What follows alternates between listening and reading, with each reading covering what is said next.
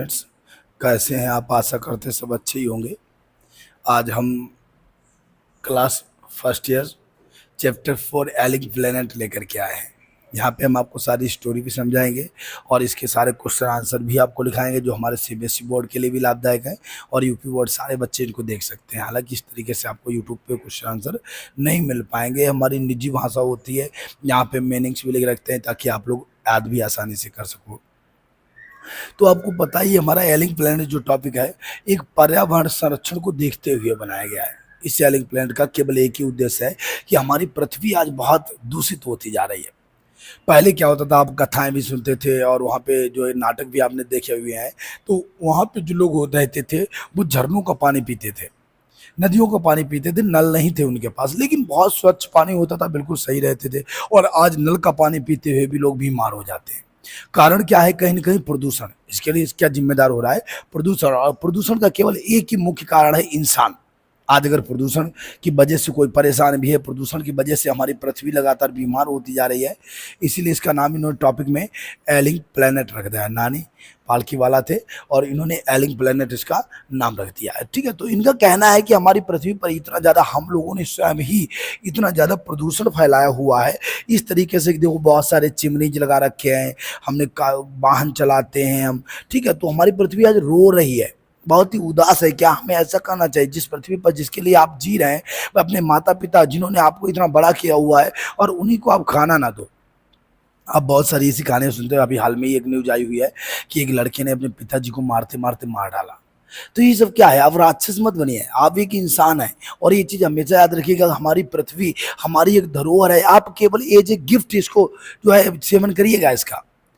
ऐसे मानो कि आपने इसको अपने पूर्वजों से विरासत में नहीं प्राप्त किया है, बल्कि आपने अपने बच्चों से इसे गिफ्ट के रूप में उपहार में वापस लिया हुआ है।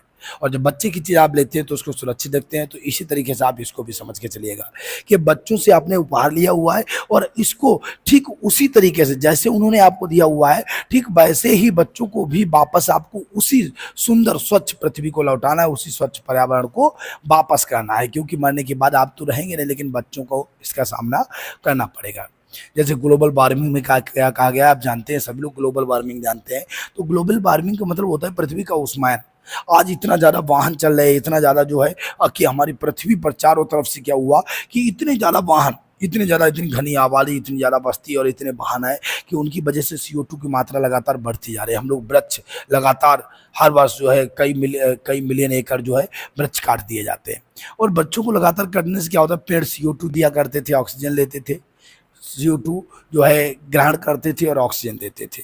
हम लोग CO2 उत्सर्जित करते हैं, ऑक्सीजन ग्रहण करते हैं। लेकिन आज मानव की आबादी ज़्यादा है, तो CO2 का उत्सर्जन तो ज़्यादा हो रहा है, लेकिन ग्रहण ऑक्सीजन और जो है ऑक्सीजन जो है कम मात्रा में मिल पा रही, क्योंकि पेड़ पौधे देते थे। तो आज प्रदूषण का स्तर इतना बढ़ गया। CO2 की एक लेयर, CO2 ने क्या किया है कि हमारी पृथ्वी के चारों ओर एक लेयर बना रखी है।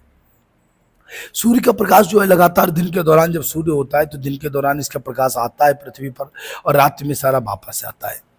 और ये CO2 की लेयर क्या करती है? कुछ मात्रा में प्रकाश को रोक लेती है, ताकि आने वाला प्रकाश होता है पूरा पूरा वापस नहीं लौट पाता, और पृथ्वी का ताप धीरे धीरे लगातार बढ़ता जा रहा है।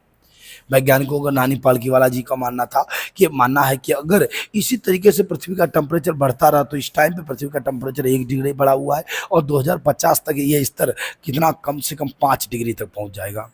और ऐसी अवस्था में क्या होगा कि जब पृथ्वी का ताप अगर उच्च स्तर पर जब पहुंचते हैं आप, 45 डिग्री टेम्परेचर बर्दाश्त होगा, 46 नहीं बर्दाश्त होगा। तो जब 5 डिग्री ताप बढ़ेगा तो क्या होगा कि समुद्र तटीय जितने प्रदेश हैं, समुद्रों का जो अंटार्कटिका में बड़े बड़े विशाल हिमखंड, ये देखो हिमखंड है अंटार्कटिका के, और ये बड़े बड़े हिमखंड पिघल जाएंगे। और इसका समुद्र का जलस्तर जो है कम से कम 5 फीट ऊंचा उठ जाएगा। इसके पड़ोस के जो तटीय क्षेत्र हैं वो सारे जलमग्न हो जाएंगे, और दक्षिणी अमेरिका पूरी तरह से डूब जाएगा। तो इसे हम लोग क्या कहते हैं? ग्लोबल वार्मिंग कहते हैं। आज इन्होंने बताया कि लुसाका के जंगलों में, जिम्बाब्वे जो लुसाका है, लुसाका के जंगलों में एक बहुत बड़ा सा चिड़ी केज रखा है, पिंजरा रखा है, और पिंजरा में एक शीशा रखा हुआ है, और उसमें सामने लिखा हुआ है संसार का सबसे विशाल प्राणी, सबसे खतरनाक प्राणी। वहाँ पे क्या लिखा है? संसार का सबसे खतरनाक प्राणी। तो आप लोग भाग के जाते हो, देखे कौन प्राणी है, और जब आप अंदर पहुंचते हो तो एक क्या मिलता है आपको? एक शीशा मिलता है, वहाँ आपका चेहरा आता है। यानी वैज्ञानिकों ने भी मान रखा है कि मानव ही वो प्राणी है जो संसार में केवल विघटन का कारण बना हुआ है, अर्थात संसार का सबसे खतरनाक प्राणी केवल मानव है। हमें अपने क्रियाकलापों को जो है रोकना पड़ेगा और इसी तरीके से अगर हम रहे तो हम अपनी पृथ्वी को बिल्कुल समाप्त कर देंगे। तो इनका कहना है कि पृथ्वी पर लगातार हम लोगों को समय समय पर, जैसे सुंदरलाल बहुगुणा के नेतृत्व में जो है वृक्ष पर्यावरण सुरक्षा के लिए अभियान चलाया गया, और अमृता देवी बिश्नोई जी ने चलाया हुआ था अभियान, ठीक है, जिसे चिपको आंदोलन नाम दिया गया था। तो ठीक इसी तरीके से हमें लगातार आंदोलन चलाए रखने हैं और कहीं ना कहीं हमारी पृथ्वी को सुरक्षित बनाए रखना है। तो ये हमारा टॉपिक होगा। अब इसके थोड़े से क्वेश्चन आंसर है, देख लेते हैं आप, ठीक है। तो क्या इसके क्वेश्चन आंसर, एलिंग प्लेनेट हमारा हॉर्नबिल से लिया गया है, सप्लीमेंट्री से प्रोज जिसे हम बोला करते थे, ठीक है, तो प्रोज से लिया गया है।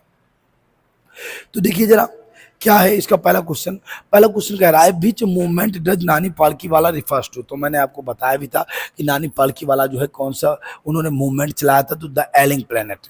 इन्होंने एक बुक लिखी थी, एक ऐसे लिखा था, उसका नाम था द एलिंग प्लेनेट, बीमार पृथ्वी, बीमार ग्रह, ठीक है।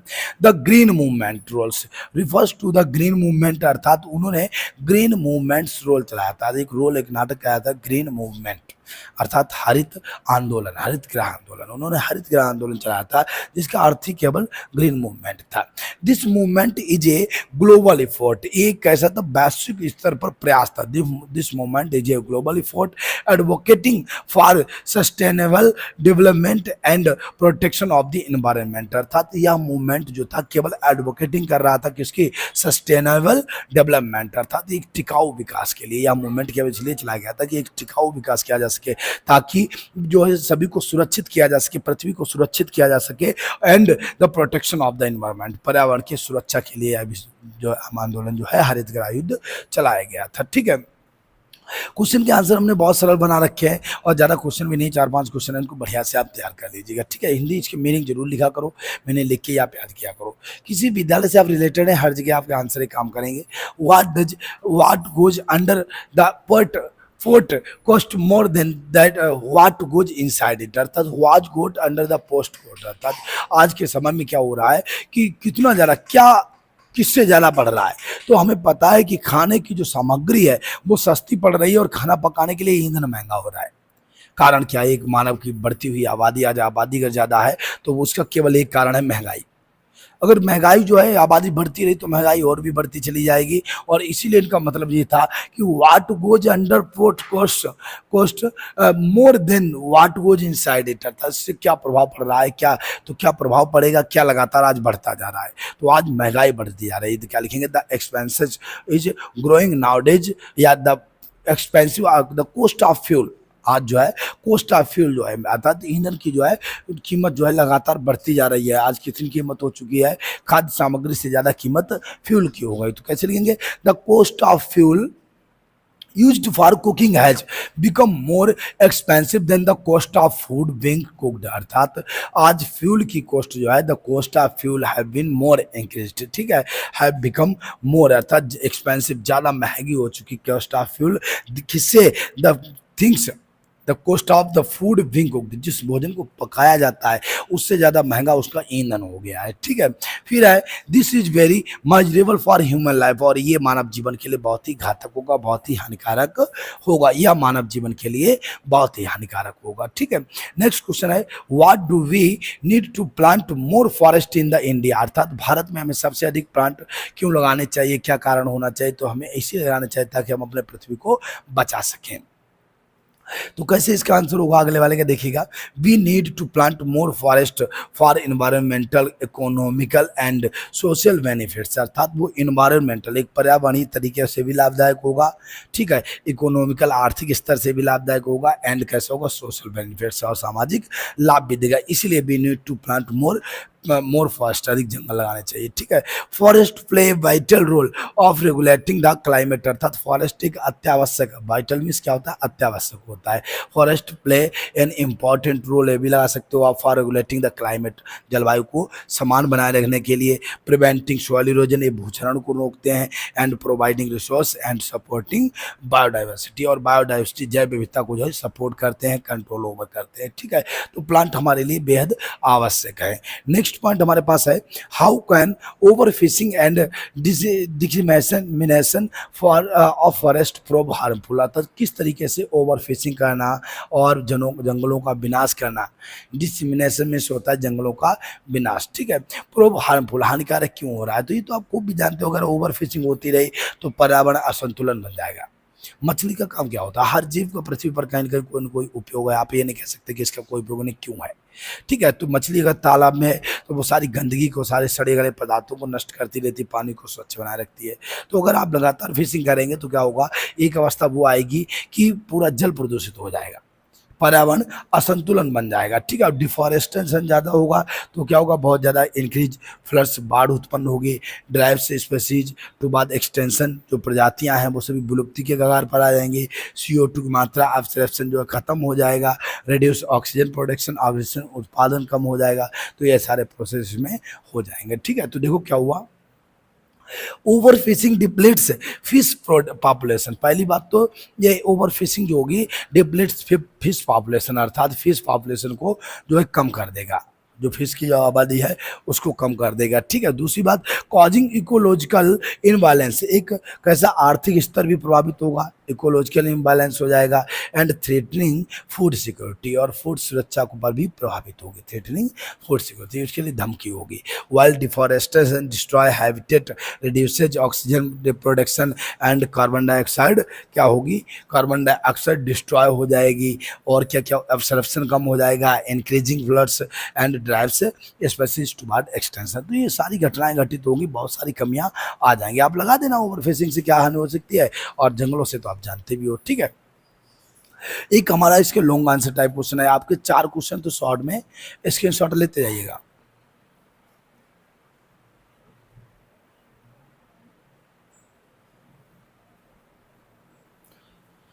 और ये क्वेश्चन हमारा लॉन्ग आंसर टाइप में है, ये भी आप रेडी करिएगा, बहुत सरल आंसर है इसके, बढ़िया देखिएगा। हमने 12th के भी सारे वीडियो बना रखे, अगर आप लोग चाहेंगे तो 12th की वीडियो भी आप देख सकते हैं, सारे इंग्लिश के क्वेश्चन पड़े हुए हैं, टॉपिक हैं पूरे, ठीक है। तो क्वेश्चन देखो क्या है, बाई चांस कोई आपका साथी हुआ करे तो उसकी मदद क्या करोगे, 12th में है तो उसको हमारी प्ले लिस्ट तक जरूर पहुँचाइएगा, ये आपके लिए एक जो है मदद हो जाएगी, आपके लिए लाभदायक होगा, और प्लस जो है उसकी मदद हो जाएगी, ठीक है। लॉन्ग आंसर टाइप क्वेश्चन क्या है कि पहला क्वेश्चन हमारे पास केवल एक ही है इसका, वाई डज नानी पालकी वाला call the earth ailing planet, उसने इसको एलिंग प्लैनेट क्यों कहा, क्योंकि आज पृथ्वी बहुत ही अधिक परेशान है, बहुत ही अधिक बीमार है, हाउ कैन इट सर्वाइव, अर्थात इसका जीवन यापन कैसे हो रहा है। तो नानी पालकी वाला ने क्या किया, देखना जरा, Nani Palkhivala refers the earth is a ailing planet, उन्होंने इसको क्या बोला हुआ है, एलिंग प्लैनेट बोला हुआ है, बिकॉज ही बिलीव्स, उन्हें विश्वास करते हैं, that planet is facing severe environmental degradation, अर्थात आज प्लेनेट क्या कर रहा है, यानी फेसिंग कर रहा है सेवर इन्वायरमेंटल डिग्रेडेशन, निम्नीकरण का, ठीक है, इकोलॉजिकल क्राइसिस, और जो आर्थिक परिस्थितियां, पर्यावरणीय परिस्थितियों पर संकट कर रहा है, और एकिन टू सिक, बीमार हो रहा है, लगातार बीमार पड़ रहा है, पेशेंट के रूप में आज बन रहा है, ठीक है। इसका परिणाम कैसे लिखोगे, today environment has become very polluted, बहुत ही प्रदूषित हो गया है, all the air and the water is always completely polluted, ठीक है, which is causes the dying of other animals, ठीक है, जानवरों के लिए, ऐसे बना के देख सकते हो। दीज क्राइजेज इन क्लाउड पोल्यूशन, और ये सभी बीमारियां क्या करती, केवल प्रदूषण उत्पन्न कर रही हैं, डिफॉरेस्टेशन कर, वनों कटाई की वजह से हो रही हैं, क्लाइमेट चेंज हो रहा है, द लॉस ऑफ बायोडाइवर्सिटी, और जैव विविधता में हानि हो रही है, all of the threaten the plants planet health and wellbeing, और इन सभी की वजह से क्या हो रहा है, प्लानट थ्रेटन, प्लानट हेल्थ, अच्छा प्लानट जो है स्वास्थ्य इसका गिरता जा रहा है, और अच्छा होने से उसे नुकसान हो रहा है, तब लगातार तैयार नहीं हो पा रहा है। तो इस तरीके से आपको सारे आंसर करने हैं, और अगला फिर हमारा वीडियो नेक्स्ट भी आपके पास आएगा। आज के लिए हमारा यही टॉपिक रहेगा। जय हिंद। क्वेश्चन अगर आपने नहीं लिखे हैं तो नोट कर लीजिएगा, स्क्रीनशॉट ले लीजिएगा, एक बार स्क्रीनशॉट लेके इनको नोट कर लेना। ये आपका लॉन्ग क्वेश्चन हो गया, और यहाँ से देखिएगा ये शॉर्ट क्वेश्चन हो गया,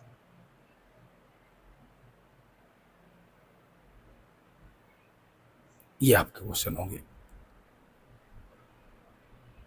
नोट डाउन कर लीजिएगा।